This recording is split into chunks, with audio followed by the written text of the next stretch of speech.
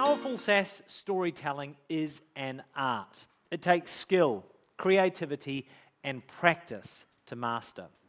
Yet, a compelling SaaS story is ultimately what sets apart thriving brands with loyal customers from the rest. Don't take this the wrong way, but as Aaron was saying earlier this morning, generally, we suck. And as charming and endearing as the chilled out, humble, down-to-earth Kiwi vibe can be, when you are competing and pursuing growth on a global scale, you have to sell your story. Michael Philpott is well known for helping a range of speakers in a range of fields shed their humble Kiwi skins to win the hearts, minds, and wallets of any audience on any global stage. He is New Zealand's first ever Professor of Practice and Communications at the University of Canterbury, where he runs intensive training workshops on the art of epic communication. Please welcome the irrepressible, the energetic Michael Philpott.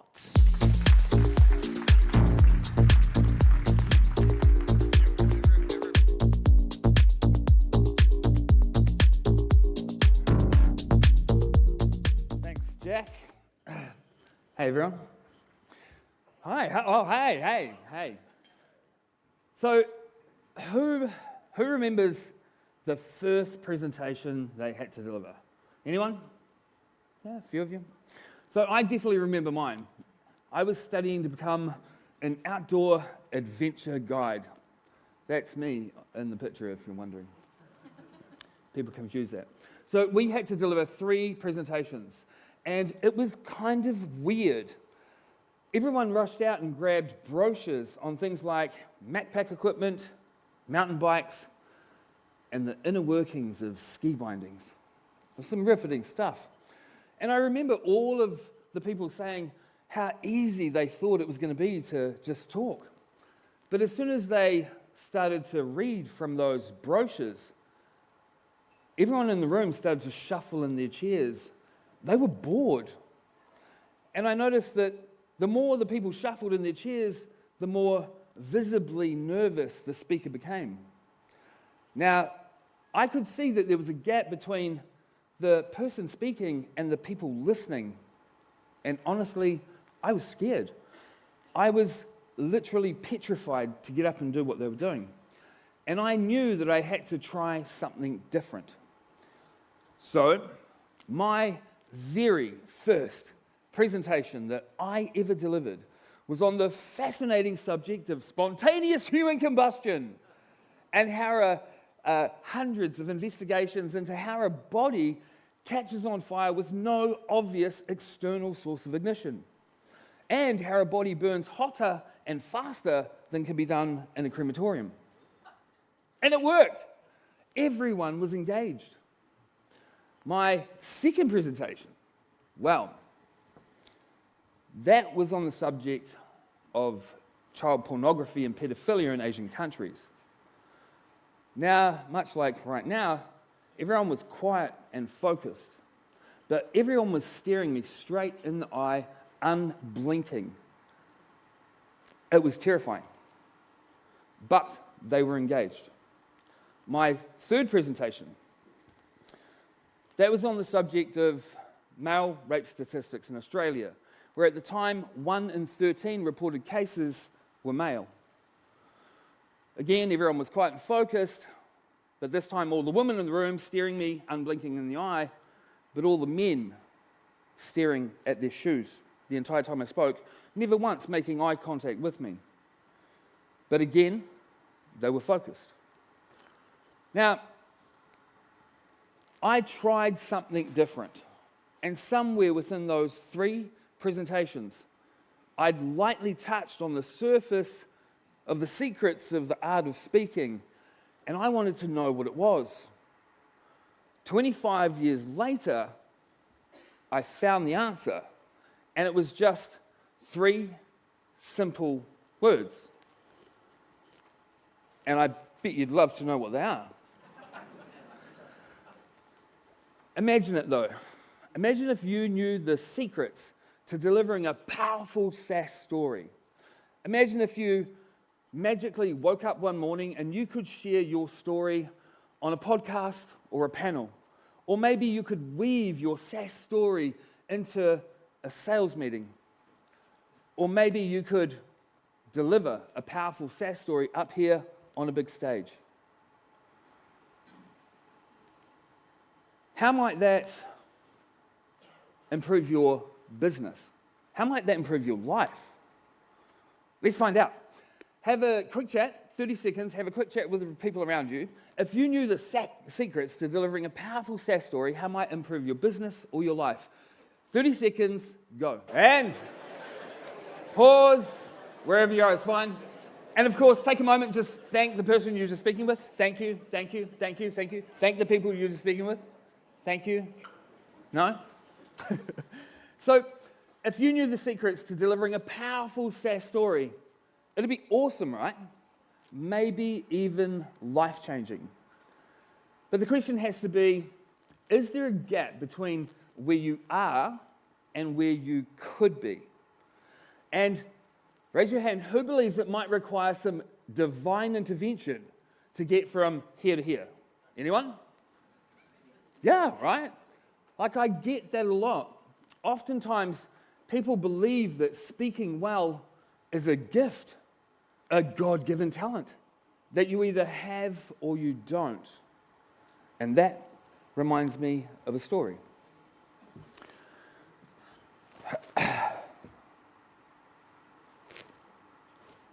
A magician had just given a powerful performance, demonstrating their skill.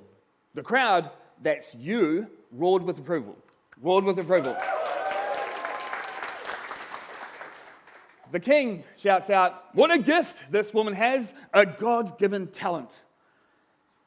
But the king's wise counselor says, "No, my lord. It's a learnable skill, the result of dedication, determination, and discipline." But the king doesn't listen. Instead, he shouts, "You insolent swine, how dare you challenge me? Throw him in the dungeon and give him 2 piglets to remind him of this lesson." Now, the wise counselor knows that there's a gap between what the king can see and what the king understands. So he sits down and he comes up with a plan. He then proceeds to pick up a piglet under each arm and he walks up and down the steps. Every day, the piglets continue to grow bigger and heavier. Weeks and months go by, and the king remembers the wise counselor down in the dungeon. And he has him summoned before him because he wants to see how much he has been humbled and broken. But to the king's amazement, in walks a huge beast of a man carrying a giant pig under each arm. He's got legs like steel. He's got shoulders like a bull and arms like cannons. And the king shouts out, "What a gift this man has, a God-given talent." And the wise counselor says, "No, my lord, it's a learnable skill, the result of dedication, determination, and discipline." Speaking well is powerful and magical, but it's not a gift or a God-given talent that you either have or you don't. It's a learnable skill. 25 years ago, I lightly touched on the surface of the art and the secrets to speaking, and I wanted to know what it was. So what were those 3 words that took me 25 years to discover? They were charismatic, leadership, tactics. So what are charismatic leadership tactics? Well, there's 12 of them, and they look like this. So we've got metaphors, similes, and analogies. We've got stories and anecdotes. We've got contrast, rhetorical questions, 3-part lists, and expressions of moral conviction, the reflections of a group's sentiments, the setting of high goals, and conveying that they can be achieved, and of course, animated voice, facial expressions, and gestures. It's quite a hefty lift, right? a big list. The question, though, is this, are these really powerful skills learnable? And that was a question that a whole bunch of researchers in Switzerland at the University of Lausanne asked. They asked, can charisma be taught? Now, to find out, they got 41 MBA students to record a 3 to 4 minute video presentation. They then, over 6 weeks, averaging around 80 to 90 hours, they taught them the 12 charismatic leadership tactics. They asked them to include as many of the 12 as they could into their 3 to 4 minute video. They then had them re-record it and re-deliver it. Then they had 135 independent assessors view the videos. The outcome was a staggering 60% increase in their perceived leadership scores. And what they also found was that the students that had more of the 12 CLTs had a higher score. Now,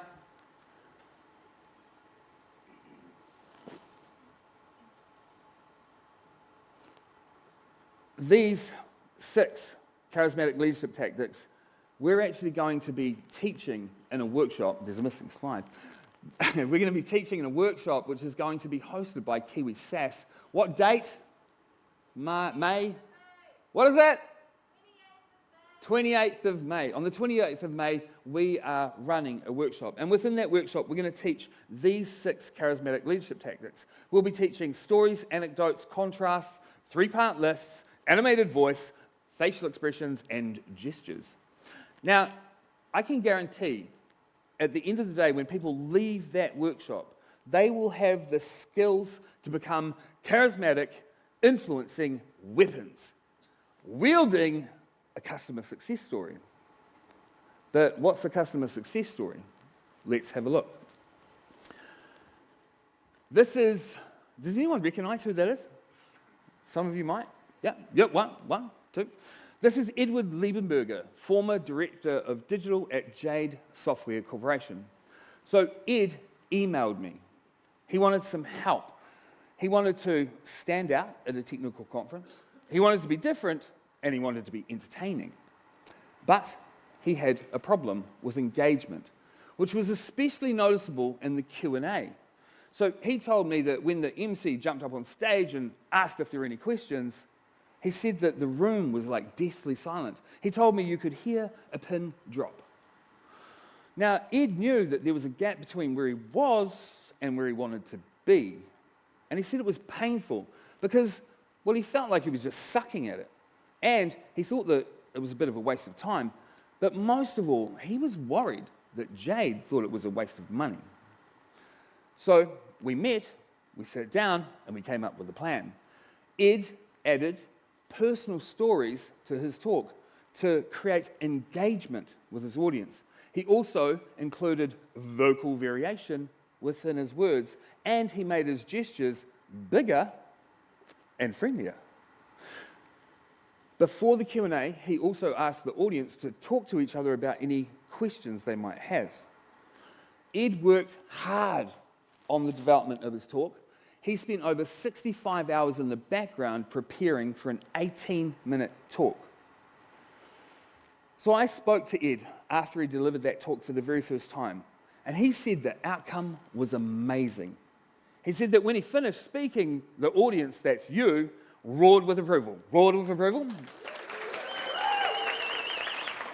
And this time, when the MC jumped up on stage and asked if there were any questions, there was a sea of hands. Now, Ed was a whole new, different person after that day because, well, he knew he was awesome. And the audience loved him, and Jade knew it was worth the investment. People would come up to to Ed after that and ask him, Ed, what a gift, a God-given talent you have. And he'd say, no. It's a learnable skill, the result of, dedication, determination, probably some discipline. But you know as well as I do that they didn't listen.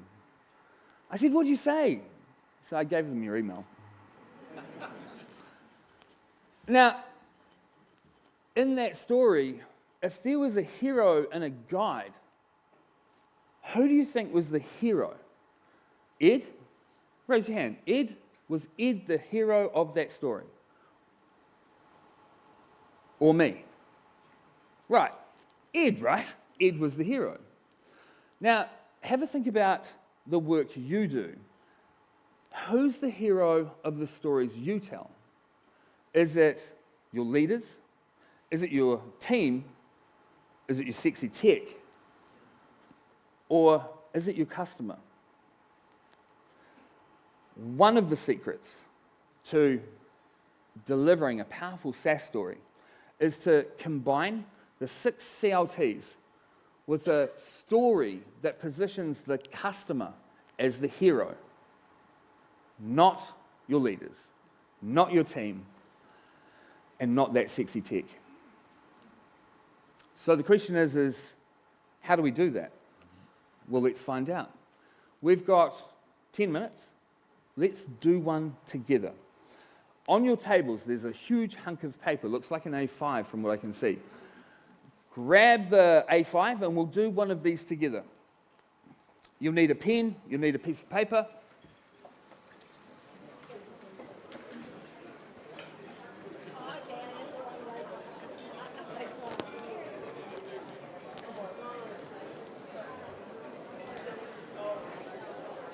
Has anyone not got a piece of paper?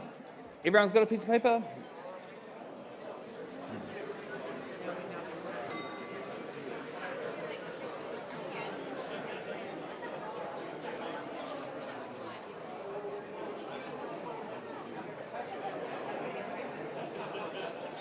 Alrighty, everyone's got a bit of paper? Let's go. It's going to look like this. Pen to the ready.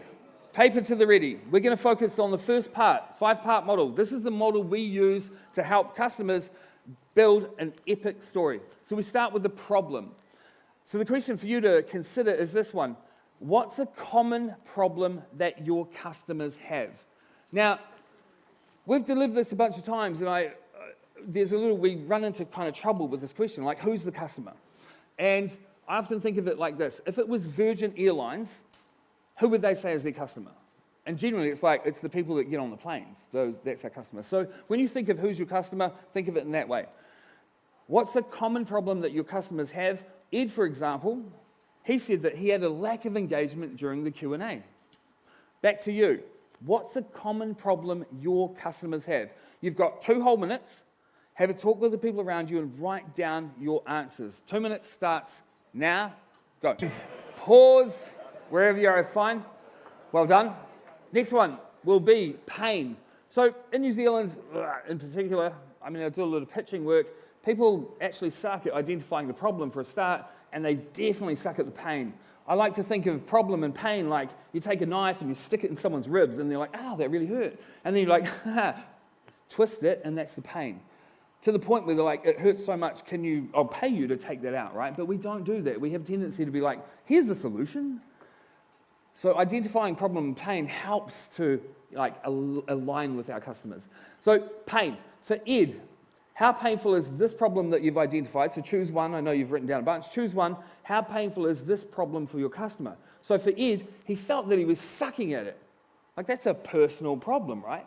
He also felt that it might be a waste of time, but most of all, he was worried that Jade might think that it wasn't worth the investment. There are 3 layers there that we go into with emotions for people. We're really trying to dig into that. Have a try. You've got 2 minutes. How painful is this problem for your customer? You've got 2 minutes. Have a chat with the people around you. Write down your answers. See if you can come up with 3. Let's go. And pause. Wherever you are is fine. Next one. What do we got? We have the outcome. So what's the awesome outcome for your customer? So for Ed, well, for him, it was awesome because he knew he was awesome at what he was doing.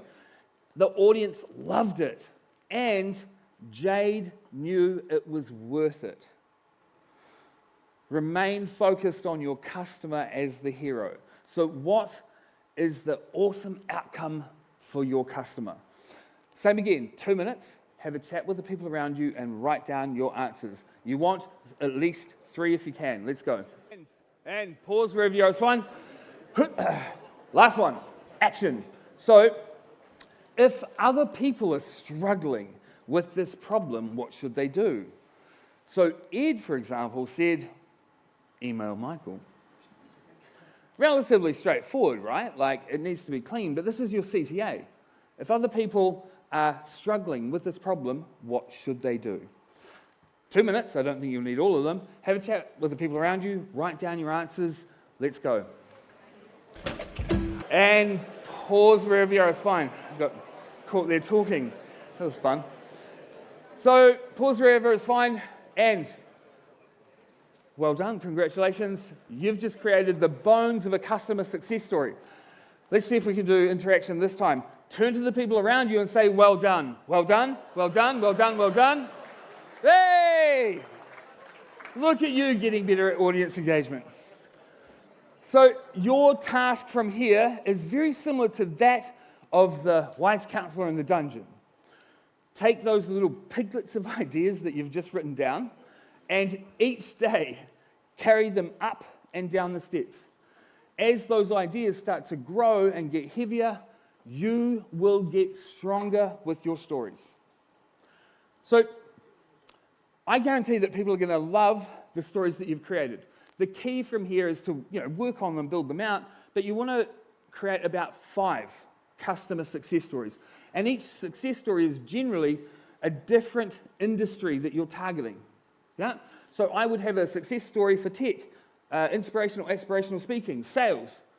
And I definitely wouldn't deliver my inspirational, aspirational talk or story to tech because they're like, I don't care. It's not my gig, right? So align your stories. So how do the 6 charismatic leadership tactics work? They work like this. Effectively, the model that you're using is one big story. Essentially, the work's kind of already done for you by just following that model. Contrast. It has natural contrast when you identify the problem and the solution. And it has contrast between the pain and the outcome. 3-part lists. It has 2 of them. Where you can dig down 3 levels into the person's pain, you do the equal opposite for the positive outcome on the other side. The other part being is 3-part lists are easy to remember. And let's face it, they look cool. Way better than trying to do 6 things anyway. That's just strange, yeah? 3-part lists. Next one is animated voice. So animated voice naturally occurs when you speak about the problem and then the pain. You'll naturally tend to speak slightly slower with it unless you're a weirdo and you get excited about it. They had a problem and the pain, it was great. You will speak faster when you speak about the solution and the outcome. Facial expressions will be triggered through the entirety, but mostly they'll be seeable through the problem and the pain when you have natural empathy sharing your story. The person had a problem and, well, it was painful. But then, well, excitement at the solution and the outcome. The last one is gestures. Your gestures, when you deliver a story aligned like this, will naturally arc and curve. The reason being is when we go through the problem, the pain, the solution, and the outcome and the action, well, your gestures should naturally align. Here's the cool part. That's why they work, the 6 CLTs, because of all of those things happening naturally on their own. But effectively, you and your stories come alive. And that really is the secret, the real secret to delivering a powerful SaaS story. The secret is to focus not on the awesomeness of you, but on the epic success of your customer. So, this is where I see a gap between where organizations are and where they would like to be. Know this. The companies that have positioned their customer as the hero of their stories have outlived and outlasted the competition. Stories are magical and powerful. What if, instead of delivering boring presentations, we shared powerful stories? Stories where our customers are the heroes and we are their trusted guides. Thank you.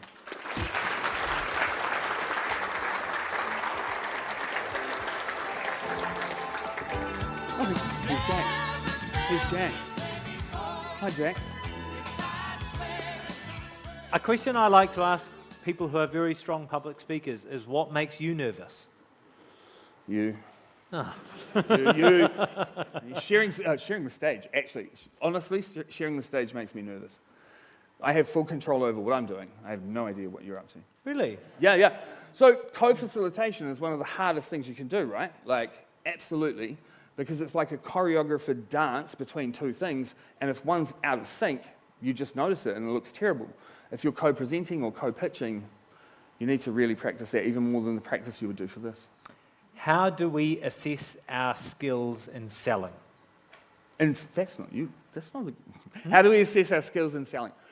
Like, how do we know, the steps you've just run us through, how do we know if we're any good? Because our customers, I mean, the feedback we're getting is, yeah, maybe they're buying, maybe they're not. But are there other metrics whereby before you get to that stage, you can tell if actually you're doing a good job of identifying a customer's problem and solving that problem for them?